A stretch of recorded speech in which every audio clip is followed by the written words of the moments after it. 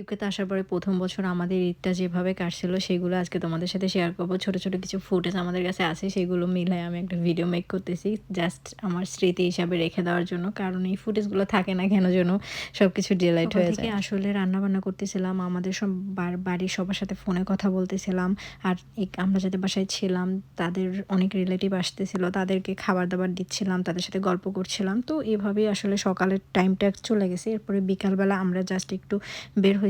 তারা যাদের বাসায় থাকি তারা হচ্ছে গিয়ে তাদের রিলেটিভদের বাসায় গেছে অ্যান্ড আমাদেরকেও যাইতে বলছিল। বাট আমরা খুব আনকমফোর্টেবল ফিল করতেছিলাম, তাই যাই নাই। আমরা জাস্ট একটু নিজেরা ছবি-টবি তোলার জন্য বের হইছি। অ্যান্ড আমি যে ড্রেসটা পরে আছি এটা আমি বাংলাদেশ থেকে নিয়ে আসছিলাম। অ্যান্ড ইমনের যে পাঞ্জাবিটা সেটা আমরা এখান থেকেই কিনছিলাম। অ্যান্ড আমরা মানে ম্যাচিং করে কিনতে গেছিলাম। একদম হুবাহু এভাবে যে ম্যাচিং হয়ে যাবে এটা ভাবি নাই। কারণ জামা তো আর আমি নিয়ে যাই নাই শপে।